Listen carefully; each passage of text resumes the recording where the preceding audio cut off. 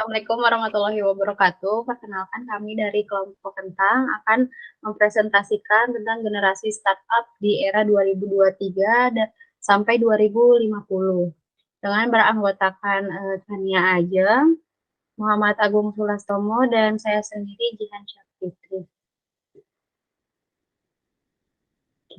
Untuk tren startup di era 2023 sampai 2050, tren startup yang mungkin berpotensi terjadi di masa depan nanti di 2050 berdasarkan pola yang telah muncul di tahun 2023 sebelumnya, yaitu yang pertama, adanya teknologi dan AI yang lebih canggih, yaitu termasuk pengembangan perangkat lunak, robotika, otomatisasi, dan berbagai aplikasi AI dalam berbagai industri. Lalu yang kedua, ada kesehatan dan medical teknologi. Inovasi dalam bidang perangkat medis, pengobatan personalisasi, dan solusi kesehatan berbasis teknologi akan menjadi lebih populer pada tahun 2050. Lalu ada ekonomi berbagi dan kolaboratif. Model bisnis berbasis berbagi dan kolaboratif ini dapat terus berkembang, termasuk platform peminjaman, berbagai transportasi, juga ada coworking space dan ekonomi sirkular. Lalu selanjutnya ada di keuangan digital dan blockchain. Startup yang berfokus pada teknologi keuangan, termasuk layanan keuangan digital dan teknologi blockchain, dapat terus berkembang dalam upaya untuk menyediakan layanan keuangan yang lebih efisien dan aman. Lalu ada pendidikan dan pembelajaran online. Untuk pendidikan dan e-learning ini diharapkan terus berkembang seiring dengan permintaan untuk pendidikan jarak jauh dan pembelajaran online yang lebih fleksibel.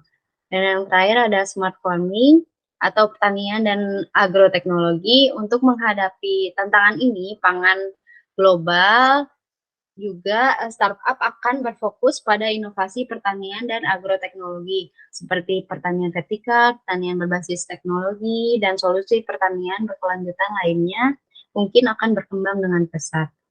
Untuk slide selanjutnya akan dilanjutkan oleh Chania Anjang. Terima kasih.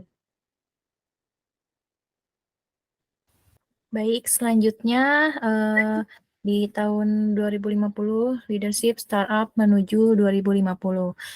Yang ke satu itu ada membuat inovasi yang lebih berkembang. Terus juga konsep bisnis, ada juga target market, terus membuat teamwork dan prototipe produk.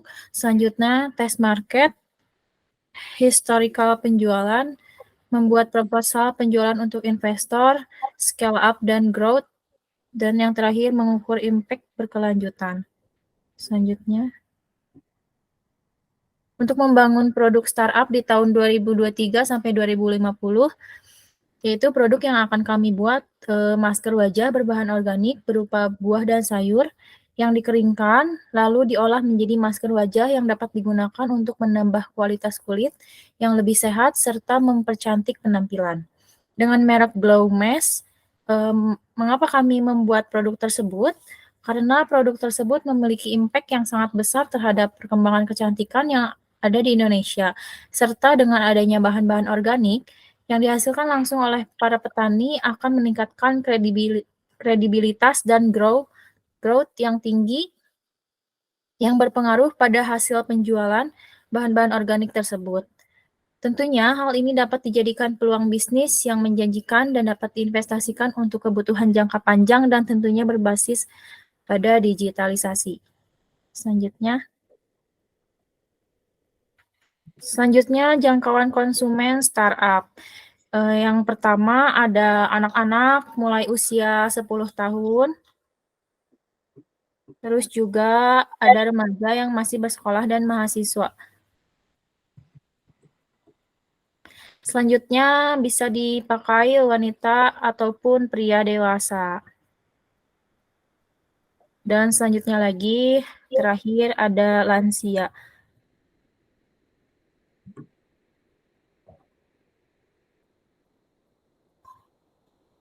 Baik, untuk slide selanjutnya dilanjutkan oleh... saya akan menjelaskan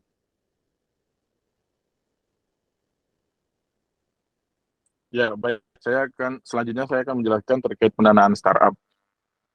Untuk menggandeng investor dalam pendanaan startup itu sendiri, ada beberapa hal yang harus kita fokusin. Yang pertama, salah satunya yaitu membangun produk itu agar impactful.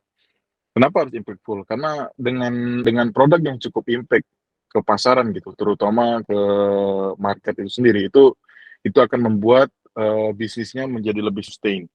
Kenapa? Karena dengan bisnis yang sustain, itu akan membuat kepercayaan investor semakin meningkat. Jadi membuat mereka lebih yakin untuk menginvestasikan uangnya gitu, menginvestasikan dananya ke bisnis yang akan kita bangun itu sendiri. Terus kemudian berikutnya adalah mencari investor. Nah, ada beberapa hal yang bisa kita lakukan di mencari investor. Salah satunya ya kita ikut market investor, terus kemudian kita cari dengan door to door, kita bisa buka penggalangan saham gitu. Itu banyak hal yang bisa akan kita lakukan untuk mendapatkan pendanaan di startup itu sendiri. Lanjut. Nah, requirement membangun perusahaan di startup di tahun 2050. Kita lihat di slide yang halaman kedua tadi bahwa tren startup di 2050 itu berdasarkan historical yang terjadi 2023 ke belakang, itu emang akan mencolok di teknologi AI, terus kemudian di kesehatan dan ekonomi berbagi ya, yang kolaboratif. Nah ini sangat sesuai sekali dengan konsep bisnis yang akan kita kerjakan nanti di startup ini, yaitu di Glomex, yang mana bisnis yang akan dikerjakan oleh Glomex ini itu udah mencakup semua yang akan menjadi tren di tahun 2050. Salah satunya nanti kita akan bikin masker kesehatan dengan bahan-bahan organik dari Glomex, yang mana itu akan menjadi tren sendiri di tahun 2050 nantinya. Terus kemudian kita akan membangun sebuah teknologi juga yang mana di tahun 2050 nanti itu semua bisnis akan berbasis dengan teknologi AI, teknologi seamless, efisien, itu yang akan dijadiin kunci nanti di 2050. Nah, dengan kita ciptakan teknologinya juga gitu, untuk mensupport produk utama yaitu Glomex, nah itu akan membangun kepercayaan lebih terhadap customer. Salah satunya kita nanti akan bikin alat pengukuran kecerahan wajah gitu. Terus kita akan embed AI juga di sana agar nanti ada skenario prediction yang bisa diciptakan sama teknologi itu sendiri untuk membuat agar experience penggunaan dari Glomex itu akan semakin maksimal oleh customer. Terus kemudian ekonomi berbagi dan kolaboratif, yang mana emang akan menjadi kunci utama yang akan kita pegang di sini, agar produk ini beneran bisa kasih impact bahkan sampai semua lini. Nggak semua customer, tapi bahkan yang berkolaborasi untuk membangun bisnis ini pun bisa mendapatkan impact-nya. Salah satunya seperti penyuplai bahan bakunya nanti dari para petani-petani, terus kemudian ibu-ibu PKK bisa jadi ya nanti akan kita gandeng juga untuk memproduksi produknya gitu.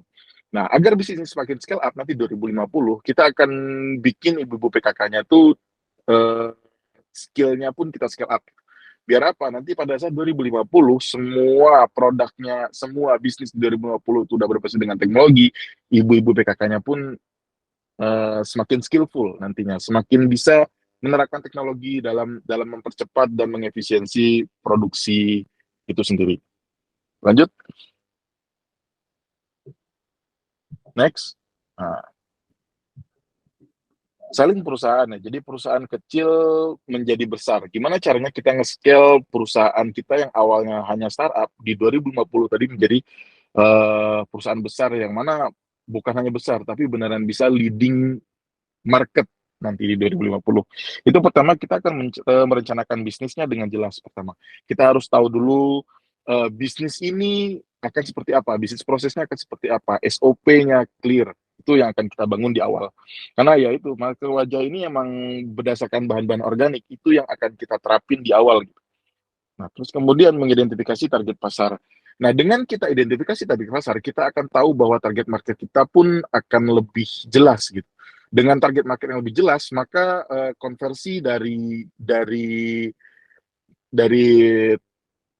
uh, total customer yang berhasil kita dapat ya, leads yang berhasil kita dapat, kita konversi menjadi, kita akuisisi menjadi customer kita, itu menjadi cukup besar gitu nanti. Kenapa? Karena ya kita berhasil identifikasi market itu di awal.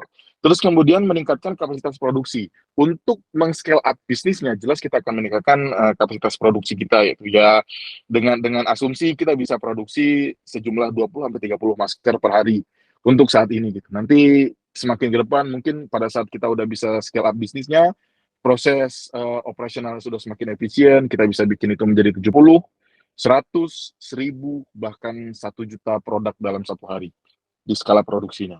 Sumber daya manusia yang lebih memadai. Nah, memadai dalam hal ini itu agar proses operasional semakin efisien. Salah satunya, misalkan karyawan yang di awal dia cuma bisa menggunakan hand tools agar untuk bikin maskernya gitu ya, menggunakan alat-alat yang semuanya masih menggunakan tangan. Kemudian si karyawan ini akan kita scale up skill-nya agar dia bisa implement teknologi di situ. Jadi biar awalnya pada saat dia menggunakan tangan bisa produksi 10 dalam satu hari, mungkin dengan teknologi yang bisa kita gabungkan dengan manusia, itu mungkin bisa naik skala produksinya menjadi 100, 200 dalam satu hari dengan satu orang. Terus kemudian efisiensi operasional. Benar, kita akan efisiensi operasional nanti ke depannya, karena dengan semakin efisien operasionalnya, maka margin keuntungannya pun akan semakin besar yang kita dapat. Kenapa?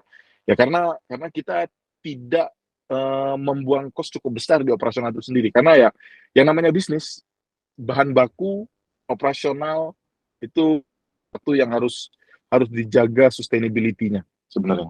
Terus kemudian fokus pada pemasaran dan penjualan. Kita akan cari marketnya dengan clear, kita akan cari sales-nya, kita targetin marketnya, kita tahu bahwa market trendnya itu akan seperti apa, sehingga pada saat kita jual produknya, itu pasar langsung bisa konsum produknya secara langsung dengan market yang sesuai.